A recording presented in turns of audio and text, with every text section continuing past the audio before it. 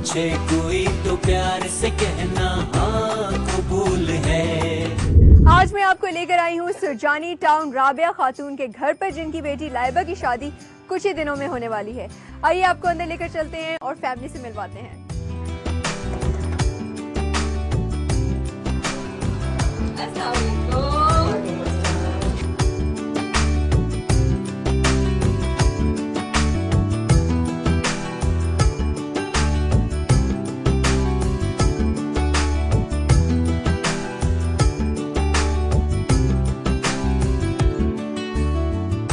इस वक्त मेरे साथ राबिया खातून मौजूद हैं। मैं उनसे उनकी ज़िंदगी के बारे में चंद सवालात करूंगी ताकि हम और आप बेहतर तौर पर उनको जान सकें। अस्सलाम वालेकुम। वालेकुम सलाम। कैसी है आप? ठीक ठाक? फिट? First class? ओके। तो सबसे पहले मैं अपनी पूरी टीम की तरफ से आपको बहुत मुबारकबाद देना चाहूंगी कि आपकी बेटी की शादी है। आपको बहुत बहुत मुबारक। खैर मुबारक, आप लोगों को भी मुबारक। अच्छा, पहले मुझे ये बताएं कि आपके बच्चे कितने हैं? मेरे माशाल्लाह 6 हैं। माशाल्लाह 6 बच्चे। तो कितनों की शादी हो चुकी है? सबकी हो गई, आखिरी लड़की है। तो लाइबा छोटी है, बड़ी है? नहीं, 2 भाइयों से छोटी है। 2 भाइयों से छोटी है। और बहनों में सबसे बड़ी। बहनों में सबसे बड़ी। अच्छा, क्या वजह है कि आपकी जो बेटियां हैं बाकी जो छोटी हैं लाइबा से, उनकी पहले शादी हो चुकी है और लाइबा की शादी नहीं हुई? इनके रिश्ते आते थे मगर नहीं बनते थे, अल्लाह का हुक्म नहीं था। अच्छा, इनके हो गए तो मैंने दे दिया। हाँ, तो इनके भी रिश्ते आए? रिश्ते तो बहुत आए मगर आते थे, देख के चले जाते थे, दोबारा नहीं आते थे। तो आप मुझे ये बताइए कि लाइबा की एज कितनी है, उम्र क्या है उसकी? उम्र 35 साल। अच्छा, आप मुझे लाइबा के वालिद साहब के बारे में कुछ बताइए। इनका कैसे इंतकाल हुआ और वो क्या काम करते थे? वो रेलवे मुलाजिम थे। रेलवे में मुलाजिम थे। और बस उन्हें कैंसर हो गया था। कैंसर से? तो कितना अर्सा हो गया उनके इंतकाल? 8वां साल चला। 8 सन साल। 2002 में मरे। तो वही आपके घर में अखराजात उठाते थे, खर्चे पूरे करते थे? हाँ, मेरे शौहर भी उठाते। आपके शौहर करते थे। तो उनके बाद ये कैसे आपने मैनेज किया सारा कुछ? इस तरह उसके बाद संभाला? एक बच्चा है, एक शादीशुदा है, वो अपना अलग रहता है। एक बच्चा है, उसके साथ में रहती हूँ, वो किराया भी देता है, घर का भी खर्चा उठाता है जो उससे हो जाता है, और मुझे पेंशन मिलती है। तो आपको रेलवे की तरफ से अक्सर ऐसा होता है कि पेंशन मुलाजमीन को दी जाती है, तो कितनी होती है पेंशन? मेरे 2800 है अभी। 2800? तो पूरे घर का खर्चा 2800 में क्या निकलता होगा? शुक्र उस मालिक का एहसान। साबिर हैं ये काफी माशाल्लाह से। वो कर देता है मौला पूरा, बस उसका एहसान है अल्लाह का। आप मुझे बताएं कि आपने क्या तैयारियां की हैं शादी की? कोई प्रिपरेशंस हैं, तैयारियां हैं? बस जो अल्लाह ने मेरे हाथ में दिया तो मैंने वो कर दिया। तो आपको कैसे लग रहा है कि क्या कहाँ कमी रह गई है इसमें? बस ये है कि थोड़ा सा जज्बा की ये कमी है कि जो आजकल का है देने का वो नहीं कर सकती हूँ मैं। तो लड़के वालों की तरफ से ऐसा कोई दबाव है? नहीं, कोई नहीं। वो तो कह रहे कुछ भी नहीं चाहिए, आपने लड़की दे दी, हमें सब कुछ दे दो, जो बात हकीकत है। उन्होंने कोई जोर नहीं दिया माशाल्लाह से, काफी अच्छी। उन्होंने तो ये कहा कि भाई तुम 5 आदमी में हमें निकाह दे दो। तो आपके जो होने वाले दामाद हैं वो क्या करते हैं? वो भी फैक्ट्री में काम करते। फैक्ट्री में काम करते हैं। तो उनका रोजगार जो है, जो भी कमाते हैं, मजदूरी उनको जो मिलती है वो यहाँ 8-10 हज़ार रुपये महीना की हो जाती है।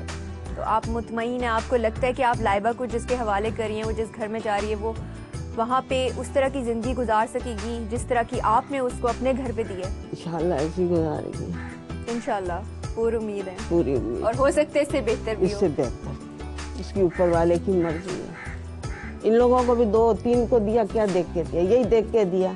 उनकी भी 8-10 हज़ार रुपए थे मगर अल्लाह पे भरोसा था, अल्लाह ने शुक्र है उसका अच्छा गुजर औकात हो गई। माशाल्लाह से आपकी बाकी बेटियां भी वेल सेटल्ड हैं, खुश हैं अल्लाह अपने का घरों में। सब। अच्छा, मुझे लाइबा के बारे में थोड़ा सा ये बताएं कि उसकी शादी में देर हुई, तो क्या यही वजह थी? रिश्तों का ही कोई मसला था या इसके अलावा भी कोई और? रिश्ते का ही वजह थी और कुछ ये थोड़े से हालात ऐसे थे कि जो मैं उसके लिए कर नहीं सकती थी तैयारी। अच्छा। फिर उसने हमारे लिए नौकरी भी करी। तो ये तब हुआ जब आपको फालिज का अटैक हुआ था? नहीं, जब मेरे शौहर मरने के बाद।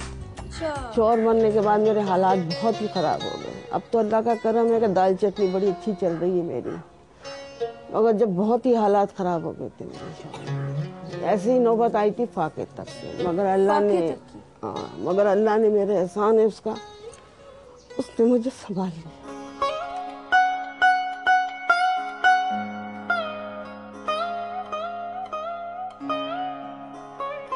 मेरा आदमी वो था कि खुद नहीं खाता था, दूसरों को खिलाता था, खुद नहीं पहने दूसरों को पहना। अगर उनके मुंह से बहुत हालात खराब हो गए तो मेरे अल्लाह ने मेरे पे एहसान किया। मैं उसका जितना शुक्र अदा करूँ कम है कि मैं सुकून से 1-2 नियाले रोटी खा सकती हूँ, अपने घर में 2 को खिला सकती हूँ। तो इस मुश्किल वक्त में आपकी लाइबा ने कैसे मदद की है? इसने मेरे नौकरी करके कंपनी में काम करके मेरा साथ दिया, भाई का साथ दिया। मेरे भाई की भी 8-9 हज़ार तनख्वाह, अब 9 हज़ार हुई, पहले 6 हज़ार पे उसको भर्ती हुई। पहले मैं देवर के घर में रही, 3 साल देवर के घर में रही, मकान नहीं था मेरे पास। फिर जरा सा अल्लाह ने ये लड़की नौकरी वोकरी पे लगी, लड़का लग गया, तो फिर मैंने किराए पे मकान शुरू कर दिया लेना। अब इसमें किराया भी अल्लाह का शुक्र है, घर का भी चल जाता, किराया भी निकल जाता, उसमें बच्चियाँ भी आ जाती हैं, अल्लाह करम कर देता है। तो लाइबा के बारे में बताएं कि उसने आपकी कैसे खिदमत की आपके मुश्किल हालात में। सबसे बड़ी बेटी है आपकी बेटी। जितनी तनख्वाह लाती थी सब मेरे हाथ में देती थी, घर का खर्चा पानी सब उसमें। अपने लिए कुछ नहीं कभी निकाला कि मैं इतने पैसे बचा लूं, अपने कपड़े ले लूं या जूते खरीद लूं? जो मैं ला के देती हूँ वही पहन लेती है, चप्पलें मैं ला के दूं, जोड़े मैं ला के दूं, जैसे भी ला के देती थी मेरी ताकत के मुताबिक। उससे कभी गिला शिकवा की बच्ची, वो भी सबर वाली बच्ची है। कभी मुझसे ये नहीं कहा कि ये जोड़ा क्यों लाया, ये चप्पल क्यों लाई, कहने नहीं, सब ठीक है। अच्छा, उसने कभी शिकवा आपसे किया या वो हो जाता है कि बाकी बहनों की शादी होगी, मेरी इतनी उम्र होगी, अब कौन करेगा मुझसे शादी? नहीं, पहले छोटी बहन की करी, फिर लड़के की करी, सब उस पे उसने कहा मुझे कोई एतराज नहीं, इनकी कर दो, पहले छोटी बहन की कर दो, मेरी कोई हो ना हो, अल्लाह को जो मंजूर होगा हो। आपको कभी ऐसा लगा, हमारे माशरे में अक्सर ऐसा होता है कि जो रिश्ते वाले आते हैं वो ये देखते हैं कि देखो छोटी की पहले शादियां हो गई हैं, बड़ी की नहीं हुई, कोई ना कोई नुक्स होगा। ये लोग तो कहते, कहने वाले तो क्या नहीं कहते, मगर हमारा तो दिल मुतमईन है ना अपने बच्चों की तरफ से। अल्लाह का शुक्र है, मैं अपने बच्चों की तरफ से, छियों की तरफ से मुतमईन हूँ। तो आप मुझे अपने बच्चों की तालीम के बारे में बताएं, आपने उनको कहाँ तक पढ़ाया लिखाया, आपके क्या ख्वाब थे कि मेरी बेटी लाइबा जो है इतना पढ़े और ये बने? जब ये 5वीं क्लास में थी, जब मुझे फालिज का अटैक हो गया। अच्छा। पहले अल्सर हुआ, 4.5 साल में अल्सर की बीमारी में पड़ गई। वो अल्लाह ने सही कर दिया, उसके बाद में मुझे हो गई फालिज। उससे जरा सही नहीं हुई तो शुगर हो गई। नहीं, चलती रही है कहानी मेरी बीमारी, उसके अंदर इसकी तालीम नहीं हो सकी मुकम्मल। तो इसमें लाइबा का कहाँ किरदार था, उसने कैसे आपको सपोर्ट किया इसमें? नहीं, माशाल्लाह बहुत खिदमत की और अब तक कर रही है। मेरे को जरा सी देर हो जाती ना, मैं घर से बाहर होती, जरा सी देर हो जाती ना तो उसने अंदर बाहर करती रहती है, खाना वो नहीं खाती जब तक मैं घर में नहीं। उसने बहुत खिदमत की इसकी, तो मैं भूल ही नहीं सकती इसको, जितनी इसने मेरी खिदमत की और जितना मेरा साथ दिया बुरे वक्त, नहीं भूल सकती। बहुत नेक और अच्छी बच्ची है, साबिर बच्ची है। अपने बाप की भी बहुत खिदमत अपनी की, मेरी भी इतनी खिदमत की, किसी चीज में उसमें कमी नहीं। इतनी अपने वालिद की भी इसने खिदमत की, बाप भी इनके इसको बहुत चाहते थे। तो अब इंशाल्लाह कुछ अरसे में रुखसत हो जाएगी आपकी जी, बेटी, हमेशा के लिए वो अपने घर चली जाएगी। तो आपने अपने आप को ज़हनी तौर पे इसके लिए तैयार किया हुआ है, आप कैसे उसके बगैर यहाँ पे गुजारा करेंगे? अब जाहिर है ज़ाहिरी तौर पर तैयार ही मुझे होना चाहिए। मेरे को तो ये खुशी होगी ना कि अपने घर की हो जाएगी। जिंदगी का मेरे कोई पता नहीं, बीमार हूँ मैं, जिंदगी का कोई पता नहीं। आजकल तो चलते फिरते लोग मर जाते हैं, तो मुझे तो ये फिक्र नहीं होगी ना कि ये बैठी भी है। भाई अपने अपने घर के होते हैं, बहनें अपनी अपनी घर की है, तो ये अपने घर की होगी। मुझे तो सुकून ये मिला कि अपने घर की हो गई, मैं बड़े सुकून से, मेरे को मौत आएगी कि हमें मेरी बच्ची अपने घर को हो गई है, अपने घर पे रह रही है। तो उसके जाने के बाद उसकी कौन सी ऐसी खूबी है या उसकी ऐसी आदत है जो आपके दिल को भाती है और आप उसे बहुत ज़्यादा मिस करेंगे? आपको वो याद आएगी कि हाय ये मेरी बेटी ये करती थी मेरे लिए और ये कोई नहीं कर सकता। सारी बातें मुझे याद आएगी, एक नहीं सारी बातें याद आएगी उसकी। बहुत खिदमत की और करती है बच्ची मेरी। इंशाल्लाह लाइबा की शादी होगी और बहुत अच्छे तरीके से होगी इंशाल्लाह। राबिया खातून, आपसे एक आखिरी सवाल मैं पूछूंगी और वो बहुत अहम सवाल है। हमारे मुल्क में ये अनफॉर्चुनेटली ट्रेजेडी ये है कि जिनकी एज ज़्यादा हो जाती है उनकी शादियों में मसले होते हैं और सबसे ज़्यादा परेशानी उनके पेरेंट्स को हो रही होती है।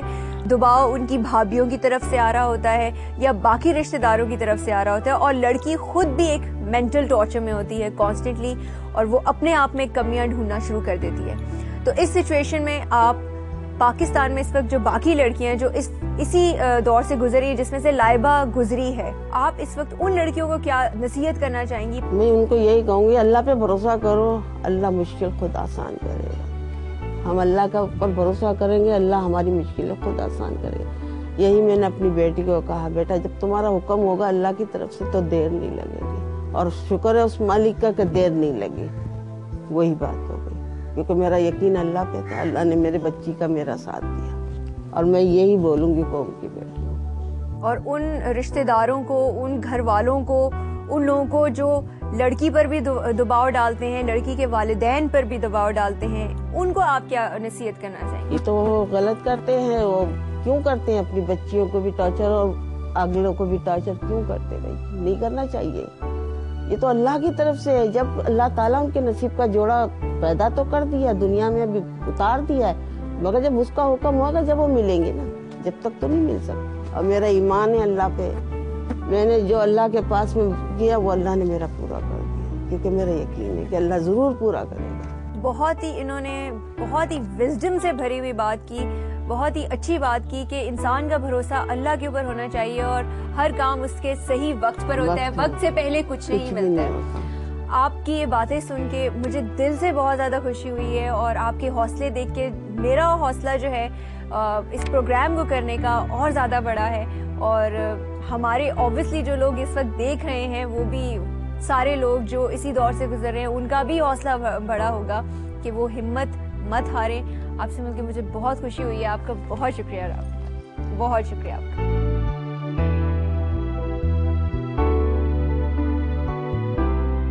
पूछे कोई तो प्यार से कहना